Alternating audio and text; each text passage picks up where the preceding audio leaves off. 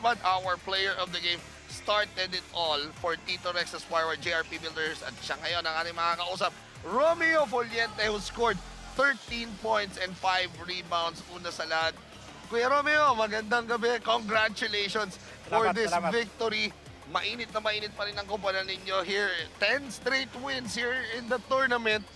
And unang tanong namin, Kuya Romeo, etong kalaban nyo, GDL, very unpredictable.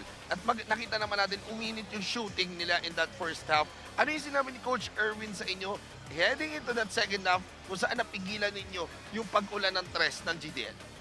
Sabi kasi ni Coach, focus lang kami sa defense. Kahit laylay nung una, ang importante, makabawi kami sa second half.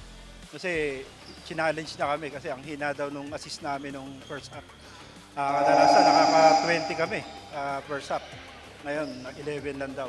So, mindset namin nung second half, babawi kami ng second half.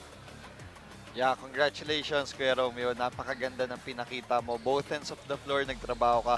Question ko lang Kuya, anong magiging preparation mo Kuya going up against the bigs like Manabat and itong si Samuel Ignacio? Ganun pa rin. Tulong-tulong pa rin kami sa depensa. Siyempre, disiplina pa rin sa sarili. Wala mo ng mga puyat-puyat. So, kailangan ensayo ulit. Ensayo ulit kami bukas for preparation para sa MC Sports. Alam mo kanina, dahil natanong natin kay Sam Ignacio, sabi nga ni Sam Ignacio, Kuya Romeo, kanina, puyat daw siya kaya maganda yung nilaro niya. Ikaw naman, nakatulog ka na mahimbing. Kaya maganda yung nilaro. Pero, hindi ako nakatulog na mahimbing. Pero Kuya Tama Romeo, lang. And both teams are streaking right now. Kayo ng 8-game winning streak sila, kayo naman 10-game winning streak heading into that matchup. Kaya alam ko, maraming fans ninyo ang gustong manood. Anyayahan mo na sila at batiin mo na rin ang mga gusto mong batiin ng mga fans ng Tito Rex Esquire. Go ahead, Kuya Romeo. Una, salamat kay Lord. Thank you sa lahat ng blessing. Sa lakas na binibigyan niya sa amin kahit ganito na yung edad namin. Sa lahat ng sumusuporta sa Sinag, Liga Asia, note po kayo. Binabati ko po lahat ng mga kakilala ko dyan sa Montalban, lalo na yung misis ko. Kahit galit sa akin ngayon. Joby, love you.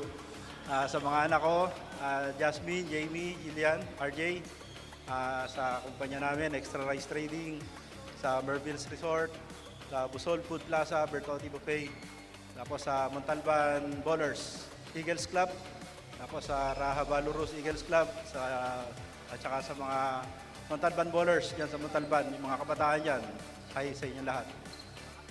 Alright, don't worry Kuya. Pag-uwi mo, bati na kayo ni Mrs. Congratulations muli, Kuya Romeo Foliente, our Sinag player of the game.